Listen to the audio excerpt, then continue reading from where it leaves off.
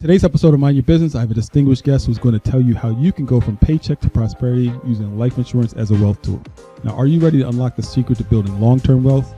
Today on Mind Your Business, we're diving deep into the untapped power of life insurance as a wealth building strategy. So join me, Max Fortune, as I sit down with Ellis Suazo, a trailblazing entrepreneur who went from adversity to building a multi-million-dollar brokerage empire. Now, Ellis is going to reveal how life insurance can transform your financial future and create generational wealth. So stay tuned. You don't want to miss this. Today, I'm thrilled to welcome Ellis Suazo, who is a true testament to resilience and vision. So from growing up as a teen parent to running a multi-million-dollar brokerage with over 2,000 agents, Ellis has defied the odds. Now, with offices in Dallas, Chicago, and Atlanta, he's on a mission to educate people on how to utilize life insurance as a powerful tool for building wealth. Now, let's welcome Ellis to the show. Ellis, welcome to the show. All right, man. Thank you. Now, before we get into it, let's dive into our Mindset Minute. And here's the thought of the week.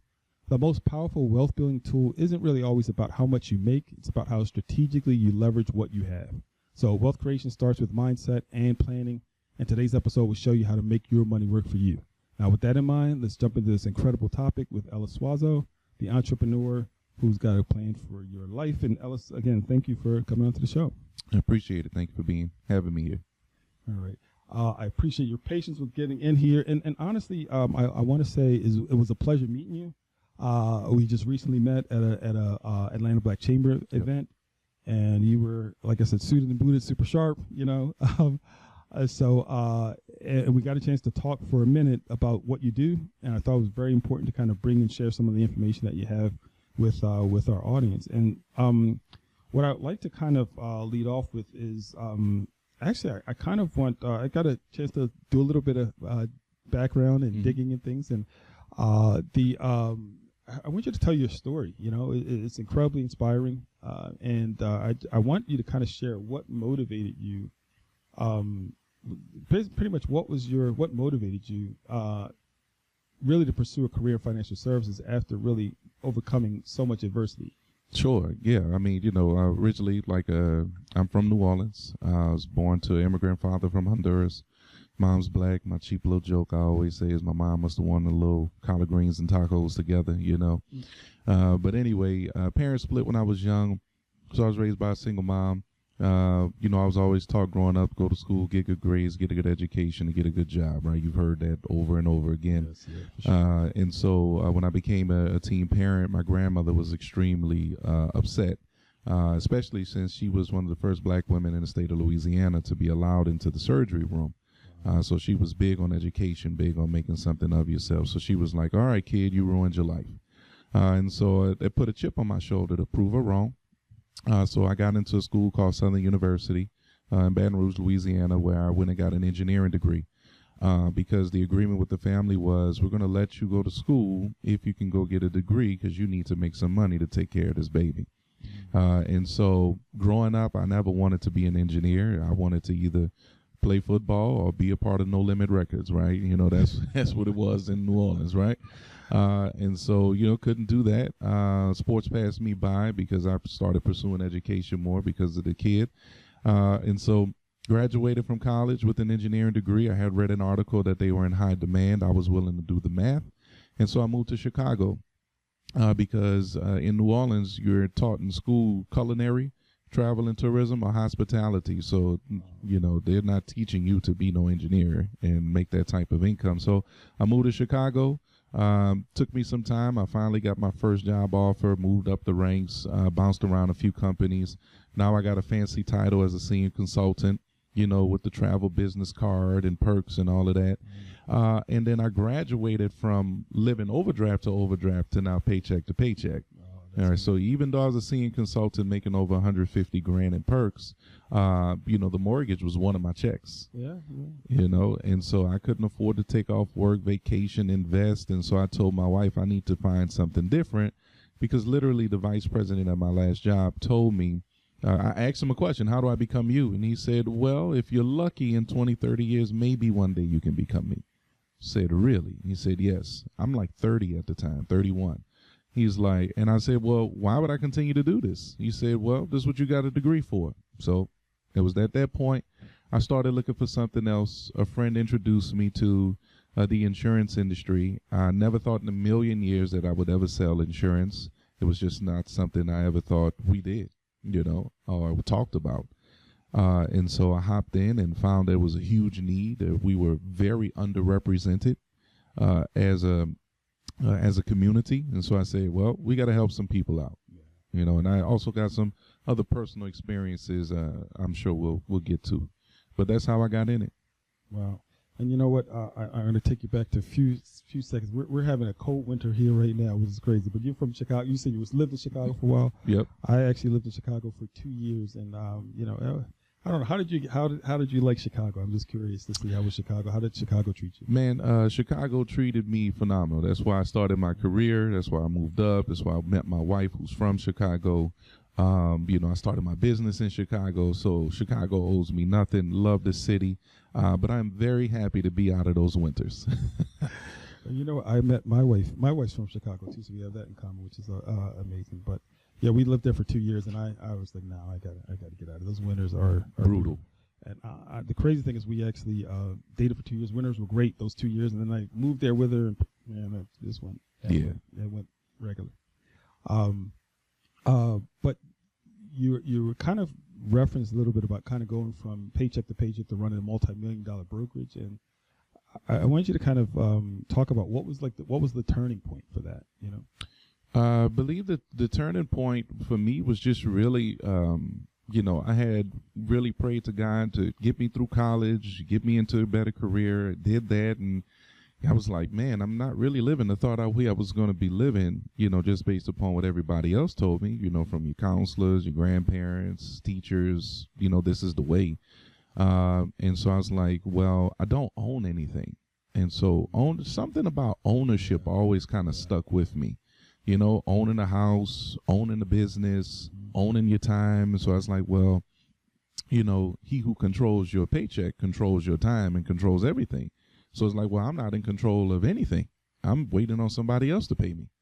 And so I said, well, I need to own a business. And it probably stemmed from, I think, an 8th or 9th grade project I did, a report I did on Black Wall Street.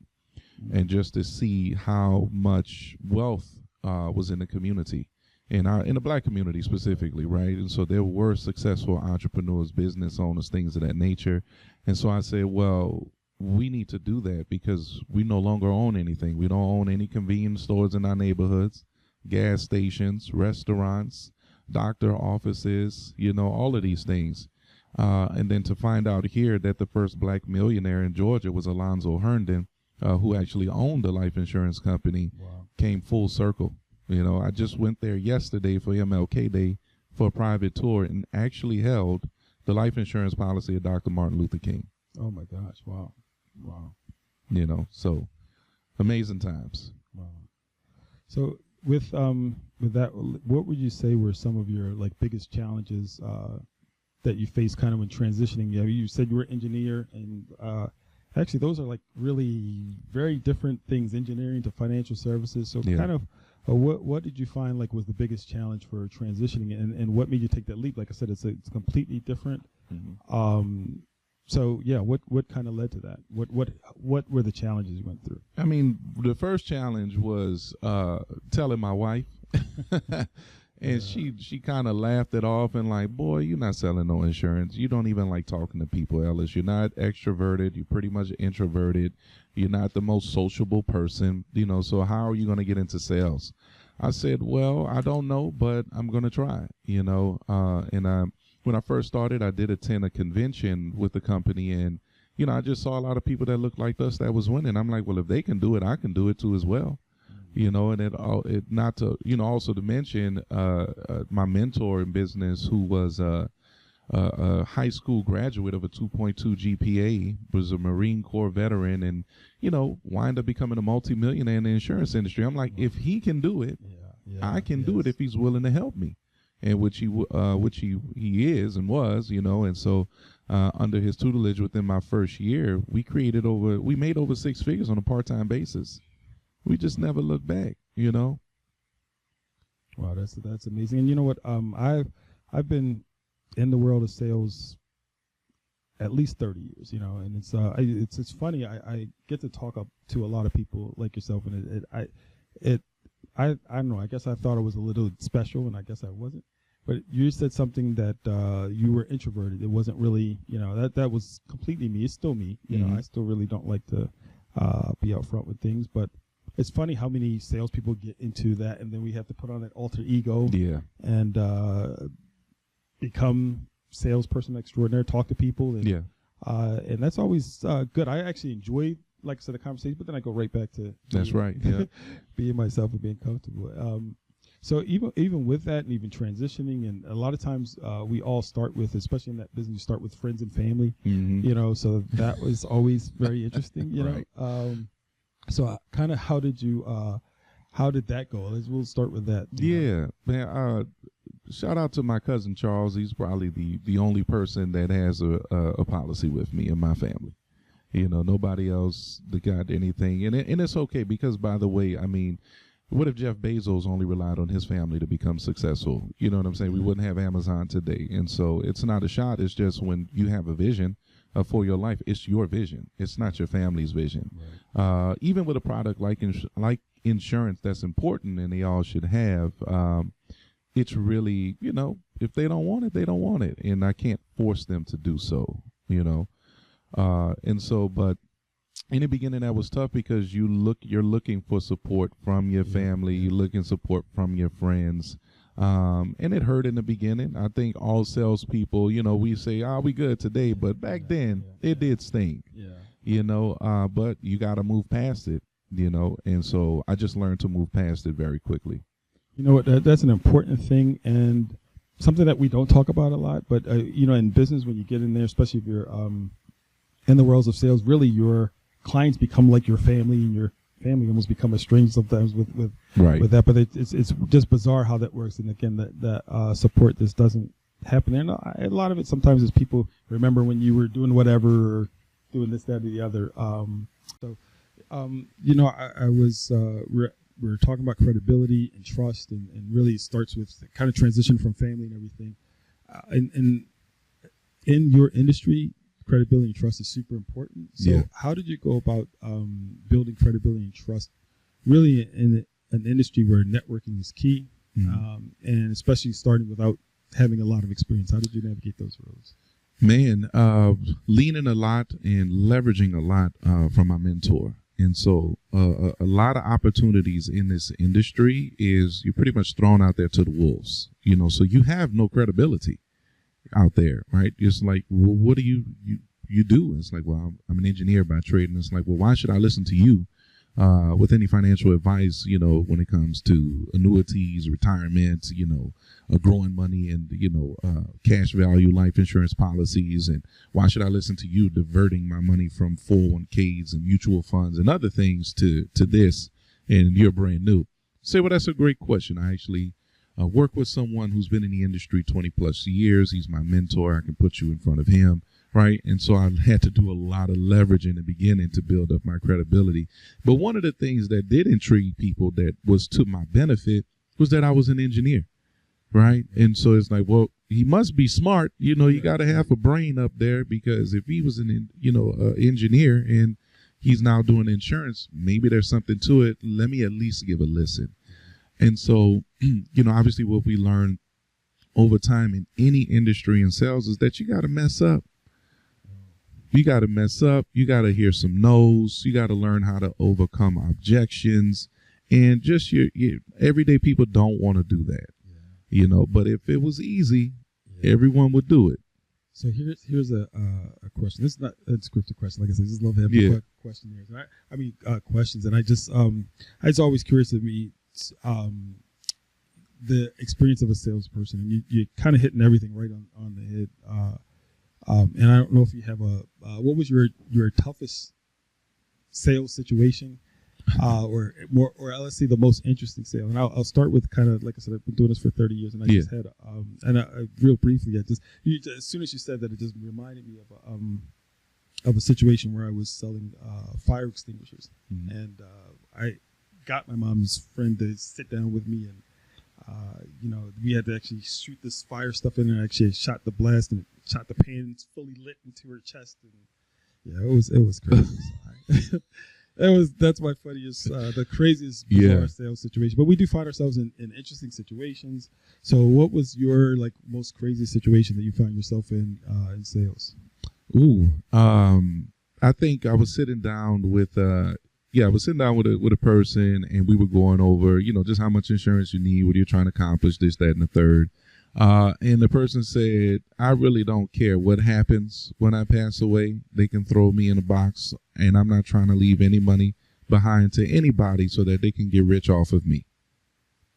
Wow. And I said, okay. At that point, there are certain situations where you're not going to make a sale. It is best for you to get up and leave. Right. And so that was a situation where I had to get up and leave.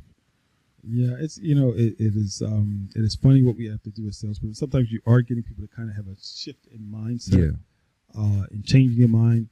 And not that this is a sales conversation, but it's still a sales conversation. Right. But you also mentioned about the toughness to be able to work past no's, and so one thing I did learn in sales for, like I said, 30 years and literally 100% commission, where I haven't had a salary in 30 years from somebody else, is that you do get strong at closing and doing that. Okay. All right. Okay. All right, Alexa. Okay. Thank you. Cancel. All right. Yep. Thank you very much for that. Well, I tell you, so anyway, we're going to keep going with that. It was unexpected. But okay, anyway, what I did want to ask you about, life insurance usually is not really often seen as like a wealth building tool.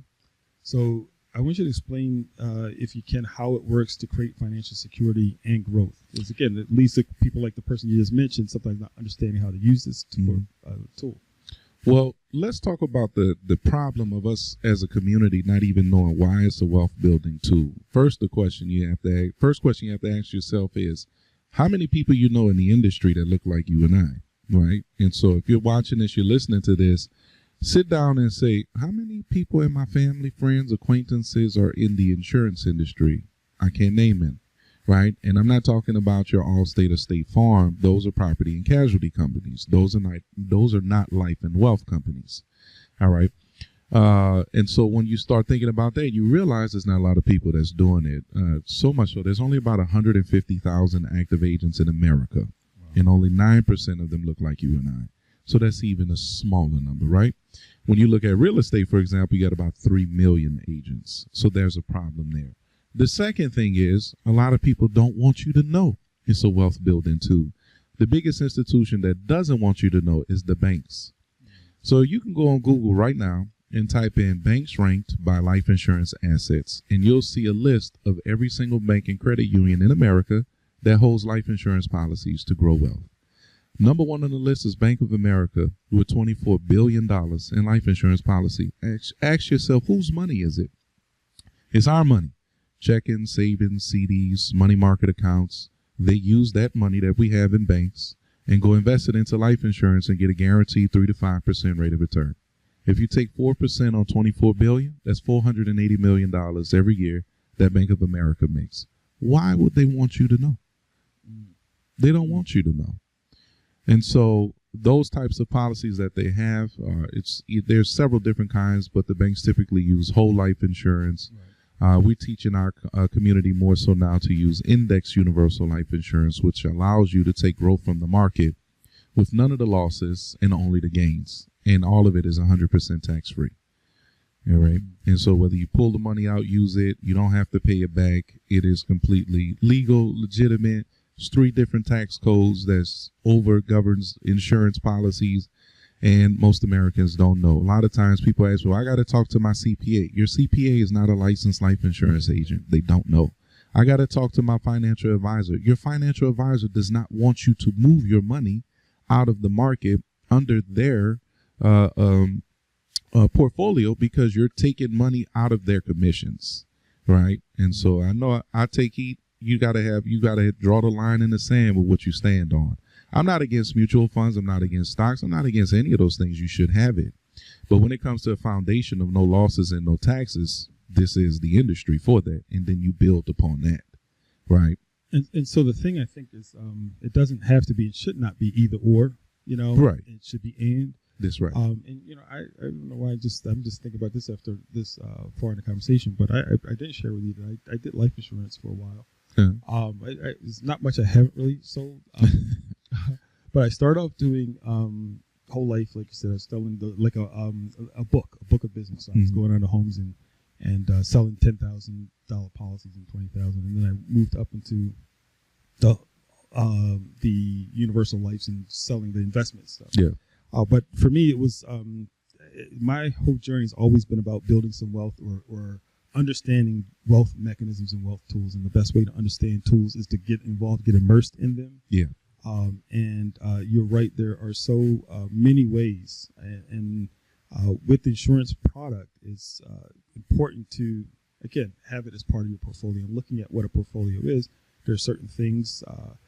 I think that one of the first things that I learned about it was how you position it for if you have a home and you have a family, and you can use the larger life insurance policy to take care of that and leave wealth back for your family. And so it's just it is a tool, and I think it's worth sitting down with an insurance agent and having them sit down and help you understand how to craft and shape things for whatever your particular situation is. And so I know that you have to speak to a lot of I guess people's misconceptions. And so what would you say are some of the misconceptions that you see the most for people having about using life insurance for wealth building? It's a lot of miseducation. It's a lot of TikTok people out there that's talking about these things, which I love. I'm grateful that more people are trying to get the word out. But you got to make sure that you're sitting down with a licensed professional. Just don't listen to everybody online. You got to ask the person, let me see your license. How long have you been in business? Who do you represent? And also you got to be very careful of sitting with insurance agents that only represent one company. Right. And so me as a broker, I represent several companies. And so that means I can find everybody's situation is different. There's some people who strongly disagree with whole life insurance. No problem. I will sell you a term policy. Right. But you need to sit with someone who has the knowledge on all of the products available and who knows all of them and can actually service them to you. Right. For your situation and what you want. Because I'm going to have a lot of investors that say, well, I don't need a lot of insurance. I don't need cash value. I just need some term. No problem. And then you have your other families like, I don't have anything. I'm trying to build something. Well, let me introduce you down to these types of policies. That's going to be extremely important, right? So, and this is a great segue into my next question is what I want you to, what are for entrepreneurs, that's my audience. I deal with a lot of business owners. I mean, almost all business owners and people who are either at a point where they want to start a business, grow it, or scale it. So for entrepreneurs and business owners, what's kind of like the first step that they should take to integrate life insurance into their financial plan? Depending on where you're at in business. So let's start with the startup company. You probably don't have any type of retirement vehicle going right now. So you can either start a Roth annuity so that you can remain 100% tax-free. You don't have a lot of money to put into an annuity, for example, a rollover or whatever the case may be. So you can start funding that. That's also a tax write-off. For those that's a little bit more savvy, got a little more money coming in, you may need a place to write some money off, but you still want access to it. Well, now you can take advantage of Section 162, called an executive bonus plan under the IRS rules. To where you can now, if you are the top 10% of your company, which you are the owner, you're the top 10%, you can put in what's called a reasonable amount, right? And so they use loose terminology, right. So if you're making millions of dollars, then you can put millions of dollars in and write it off. If you're making hundreds of thousands, then you can put probably 50, 60, 100,000, a couple $100,000 into insurance policies, write them off, and then still be able to access that money, right? And be 100% tax-free. So That's how we're teaching our business owners to utilize it. If I got business owners who have employees and they need some type of benefit, they can't go to a Voya, a Vanguard, a Prudential, a Principal and say, I would need to start up a 401k. They don't have the $100,000 to get on their radar. But an insurance company will start a safe harbor 401k or put group coverage or even independent coverages and put it on payroll, and it costs them a few $1,000s to start it up versus hundreds of thousands. Right. And so we're really keying in on those companies that are 200 employees and less, right? If that's you, I'm your guy. If you're over that, then you're probably going to the big box. Wow. So you can't serve the big box. You just the little box there. You probably could, I'm sure. Yeah. Okay. Yeah. How about do you have is there one particular success story of someone that who's you've kind of seen, and then I guess with life insurance it's the long game, it's not always short game. But is there any success story that kind of comes to mind, any kind of story you kind of remember of how? Sure. I mean, on a client side or one of my agent sides? You know what? How about both? Both? Oh, man, I got so many. But let's go to the client side. So this all ties together. So anyway, a young gentleman I met named Kendrick lives in Dallas now, one of my brokers. He's about to cross over $500,000 in income this year. From New Orleans, went to Grambling University, him and his wife. She's from Edwards, Mississippi. Don't come from this background, this industry at all, right? And so anyway, he gets on board during the pandemic, bring him on board. He's working his way up, figuring it out too as well. And he winds up recruiting an individual from Cleveland, Ohio, in Dallas, older gentleman named Bobby. And then Bobby had some hardships with the restaurant he owned, had to let it go, entered into the industry, remembered Kendrick a few years later, joined the industry, became a broker, worked his way up, became a broker. So he's a six-figure plus earner as well now today. Wow. And he called me one day and said, hey, I got a gentleman that I used to work with 30 years ago putting up cell phone towers for Verizon. Would you mind talking to him? We get on the phone, hop on the phone. This individual's retirement account had over $1 million. The individual told me, all I do now is worry about it. I'm worried about it, right? Mm-hmm. A financial advisor would love to sink their claws into that, right? But this gentleman's main concern was not making money. It was about protecting the money and making sure that it lasts, right? So we had a conversation with him, told him about an index annuity, what it does. You still grow from the market when it does well. Protect your principal and growth 100%. It costs you nothing. There is no broker fee. There is no management fee. There's none of those fees at all. It's 100% free, right? And then in retirement, if you want to, you can now receive a payment for the rest of your life. And to make it easy, personal pension plan is what an annuity is. So he wound up moving that. We did the rollover, helped him, moved it. I think Bobby made like $30,000 off that. I made like $40,000 off that rollover. Kendrick, who was the broker in between, who recruited the gentleman, he still made a passive income of like $6,000 off of that. And that gentleman got to sleep well at night. And by the way, all of those commissions did not come from his money. Wow. Well, I will say that was the thing I liked the most about the insurance game. Sometimes the commissions are annualized, or the premiums, and it's good. It's definitely good money there. Mm-hmm. So, especially I'm like that. I can only imagine at that level. I wasn't selling $1 million policies, but that is got to be amazing. With that. And so you were also going to share another story. I guess that's kind of like both, really. There was a client, a couple of agents, Yeah, that's like a combo deal. Yeah, there. But we have several six-figure plus brokers in our organization. We're only 7 years old, and so, and when I say six figures, I mean annually. This is not like lifetime. People like to try to make their stuff sound good. This isn't that, so. For example, the Williams now have probably, crossed over. Yeah, they've made probably close to $2 million since being in the industry, and so people are changing lives on the client side and the opportunity side because people need our help. And when you talked about trust, right, typically we want to go with people that look like us, and that's not just in our community, that's in any community. right? We typically want to go with someone that looks like us first. If they're knowledgeable, credible, trustful, let's move forward. And that's why we moved here to Atlanta, because everyone here in this community loves helping each other out, whether you're in real estate, insurance, banking, whatever the case may be. Wow. So looking back at your journey, and what lessons kind of would you share with someone who feels maybe stuck in their current financial situation? What kind of information do you have that you could share for that? I think, and I have no other way of saying it, but if God be for you, then who can be against you? And so if you truly believe that and you start praying and say you want something different, remember, when God presents things to you, it doesn't typically show up how you think it's going to look, right? And so I prayed for this. I didn't pray for an insurance company. I prayed for a different opportunity that did X, Y, Z. And then when this presented itself, it said, well, it's not what I thought it was going to look like, but I'm going to jump at it. Let's go. And sometimes taking that leap of faith is a tough thing for people to do.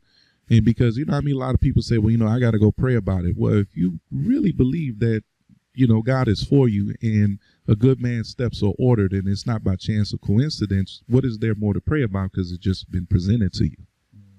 Right?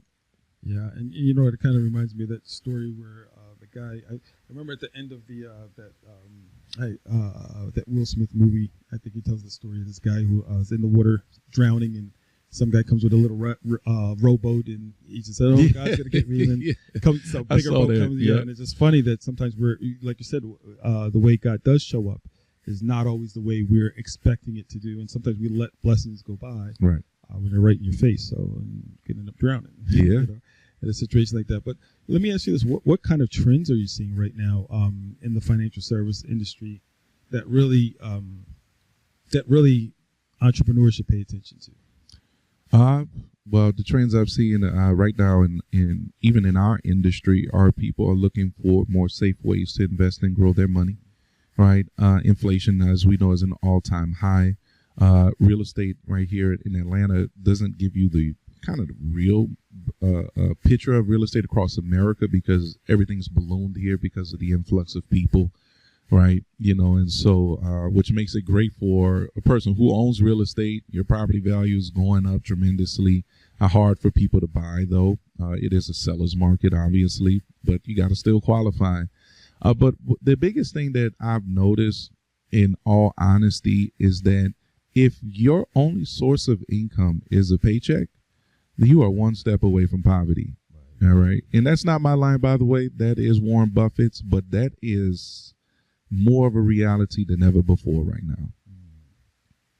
So I'm even thinking about, you kind of going right into one of the next questions I was going to have for you, which is what are some like the biggest mistakes do you see people make when it comes to wealth planning or the lack thereof? They never take the first step. They get all the information. They never take the first step. Whatever vehicle it is, they just never take the first step. You're going to make some mistakes along the way, whether it's in insurance, whether it's in mutual funds, stocks, crypto, whatever. You're going to make some mistakes, but people most of the time never take the first step.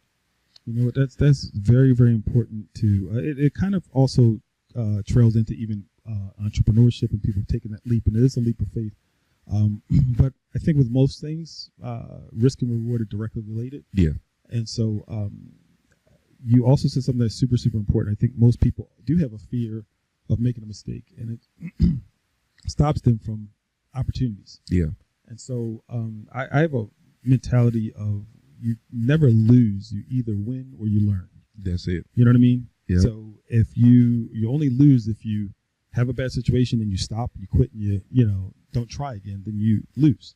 But if you try again, you've learned from that lesson and you're just better prepared the next time. So that's it. I think so many people stop themselves from being able to elevate because they're worried about making a mistake. And we all know what the acronym for fear is. It's false evidence appearing real. And that's really what it is. Yeah. And a lot of it is in our own heads, things that we create, maybe things that we heard. And so I'm one of those people, man. I am not afraid to fail. I'm just going to go out there and do it. Yeah. And really the best lessons come from really the best lessons, I think, come from our mistakes. So you just get stronger from every situation that does happen. And I do want to also, you said something that's super important, something that we don't always seek out. And you said at the top of the show how important there was a mentor. Oh yeah. For you, and how that played. So talk about kind of what role that mentorship played in your success, really, and how do you pay it forward? Mentorship is everything.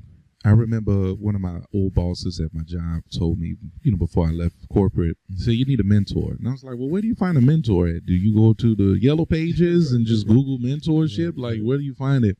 But that stuck with me, and I started praying for one. And a few years later, I was, introduced to this industry, and then the gentleman that brought me on board started to mentor me, right? And a mentor is someone who can help you in the areas of life that you're looking for leadership and guidance in, whether it be, it's not only going to be one mentor. So for example, my business mentor has been my coach, Master Paula. My spiritual coach is my pastor, which is Smokey Norfolk, right? And so, and then my mentor in business introduced me to his mentor, which was Patrick Bet-David. And so I started learning from him directly because I listened to him, moved up, right? And so I get the attention of the CEO and owner of the company, who is now like, let me mentor you too as well.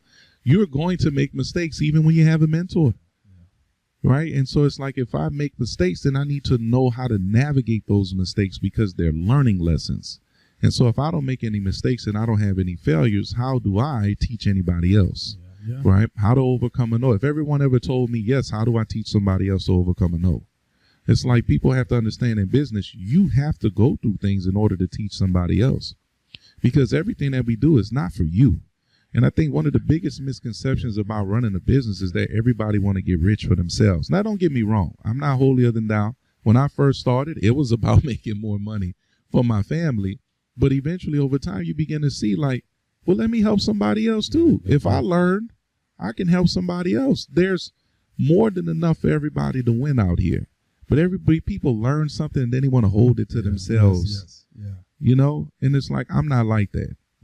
Well, information is one thing that I feel like when it comes to even sharing things with other people, there's a benefit that sometimes we don't think about, and that benefit is when you're hearing yourself giving someone some advice, it's actually coming back to you. It's helping you out as well. So you're kind of hearing that stuff. It just kind of reinforces some of those things, and it's feels good to be able to also help someone else out and do something for someone. So. I've never been one of those people, and I've experienced a lot of it, like you said, where people feel like the information is they're holding it. But I always tell people, if you kind of hold everything you have in this one hand, it slowly but surely seeps out, that hand. But if you keep it in hoping, you can always give and receive. And so I think that's just an important thing. And I do want you to speak to another aspect of really entrepreneurship, and that is you've been able to grow a business while supporting a family. And I want you to talk about what was your journey on creating work-life balance. To me, there isn't a work-life balance. It's work-life integration. Okay. I like that. And because, balance means that everything is level.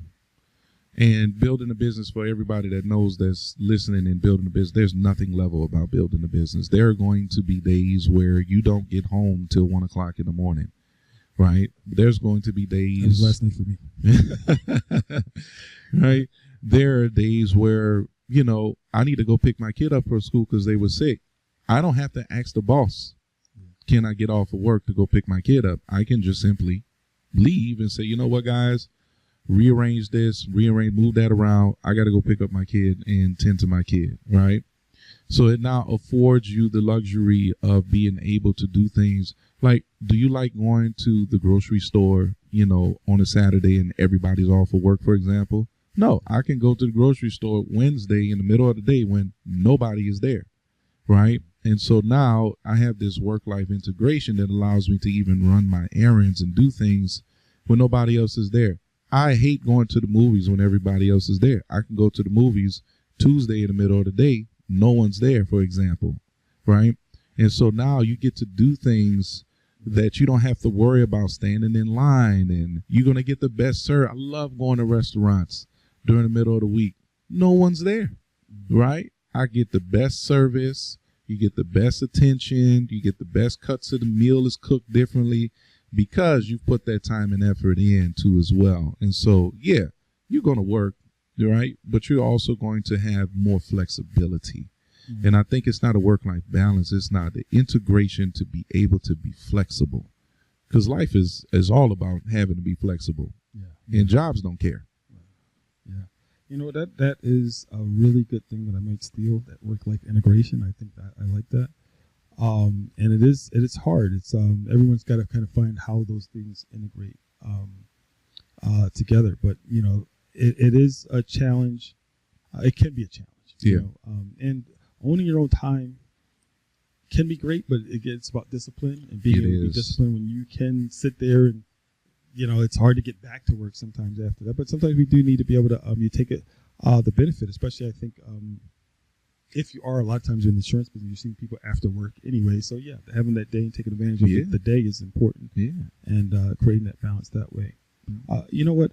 So for someone kind of starting in financial services, what advice would you give them to really succeed in that industry? Ask a lot of questions. Do a lot of research on the topic that you're getting involved with, and ask a lot of questions. And if people don't want to answer your questions, find somebody else and move on. And what I mean by that is, so if you're getting involved with a company and they're affording you an opportunity, you know, be thankful that you've gotten introduced and you want to move forward, and then just start asking a lot of questions. And if that person is getting annoyed with you, then you need to start looking elsewhere, because you don't have time to waste, right? And so if a person is not answering your question that you're really trying to help you understand, and if they're just telling you just kind of get out there and just figure it out, no.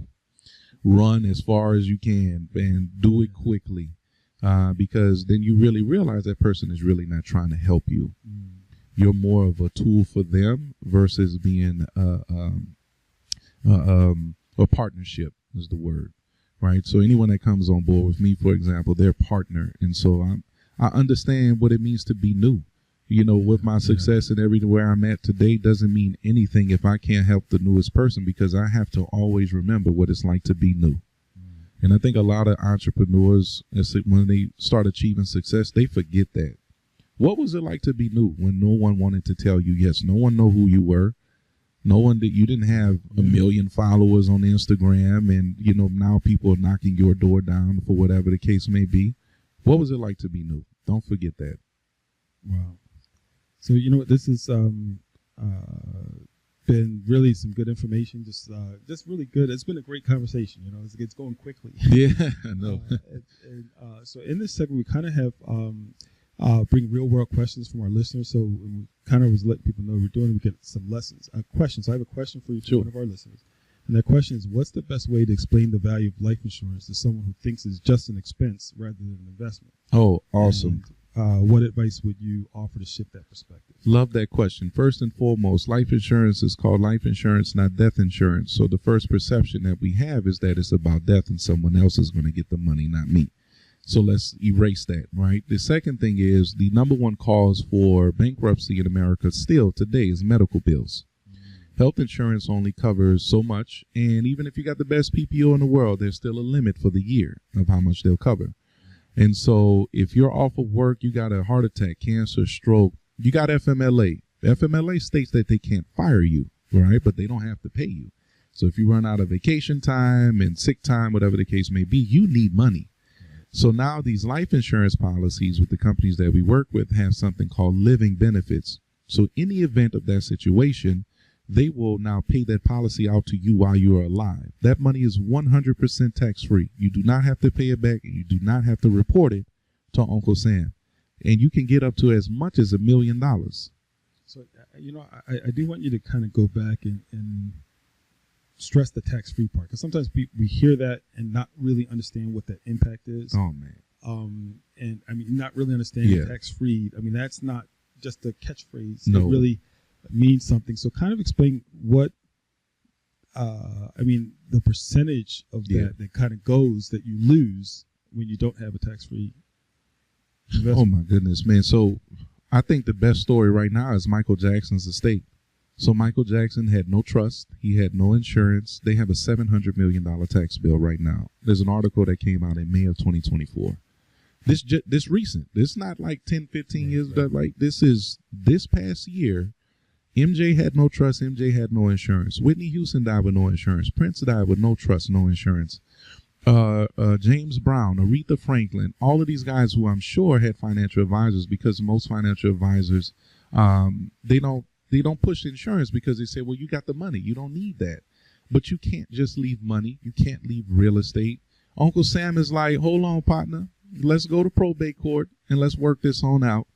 You got to pay for the transfer. You got to pay for this, and it's not for, so some people already, listening, they're like, well, I have that already set up. But most Americans don't.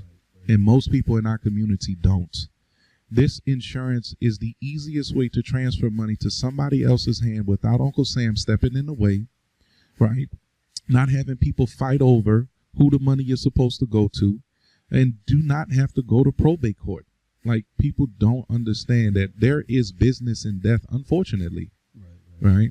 But you know what? I also want to say that there really does need to be a paradigm shift in the thought process of, I know so many people will work hard their whole lives, and it's a way of kind of making sure that you have a legacy and a generation doesn't have to work as hard as you do, because you can leave something through a life insurance policy, and just make sure that next generation is taken care of, even if you just worked your whole life and you didn't get a chance to benefit. So I think there's that also. Yeah. But let me ask you this, and who would you say benefits the most from these wealth building strategies that you're sharing with us? And if someone wants to refer clients to you, what industries or demographics are really your best equipped to support? I mean, anybody who has a pulse, you have a social security number, you can get insured. And even for our Hispanic community that doesn't necessarily know that, they can still get coverage too as well with I-10 numbers. So a lot of them are working hard, paying taxes, and not even know that they can still benefit from the insurance industry. But for the most part, really, our conversation is dedicated to those who are 25 to 45 years old. They're married, they got kids. The conversation is easier because they have responsibilities, right? That's typically your millennials, your Gen Z is getting up there now too as well. And then for our Gen X, 50 plus now, I know my Gen X is out there like, man, 50 crept up on us, Yeah. So now their conversation is like, hey, what do I do for retirement? I'm seeing my mom and my dad, it's not working out. I'm helping them out. I need to get my ducks in order too as well. So now we have those conversations of seeing, hey, can we allocate money elsewhere? Can we move some old 401k accounts? Can we maybe liquidate some mutual funds and put it into an annuity for you?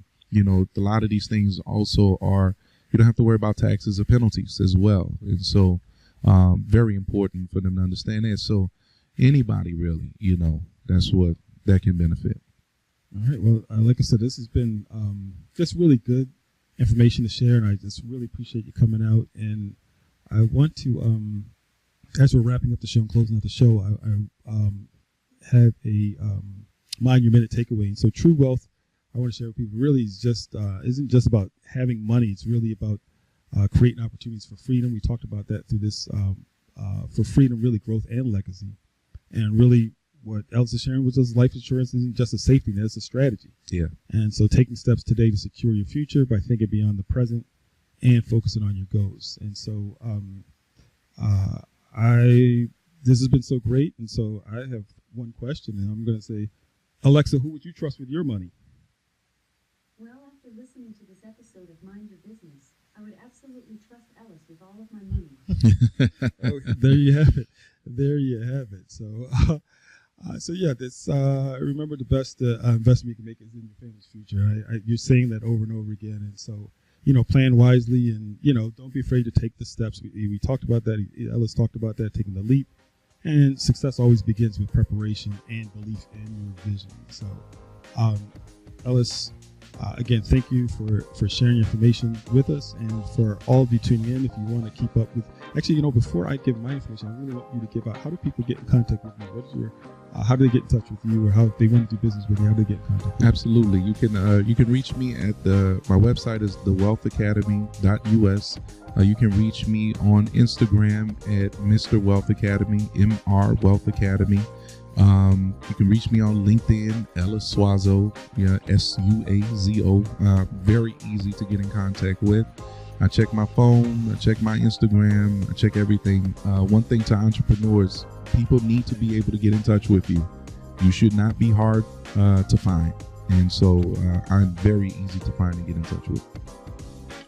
Great. And so for all of you tuning in, if you want to keep up with me, Max Fortune, and stay connected with the Mind Your Business podcast, again, you can find me on all social media platforms like Mind Your Biz Expert. Again, it's Mind Your Biz Expert, as well as on YouTube and all the major podcast platforms. So be sure to like, follow, and subscribe, and keep the conversation going. So we also love hearing from people who submitting questions, like the young lady from earlier, your business ideas, and even the Picture Perfect topics that we do. So make sure you are engaging with our community of entrepreneurs, and let's continue building together. So until next time, stay sharp, stay focused, and always mind your business. See you in the next episode.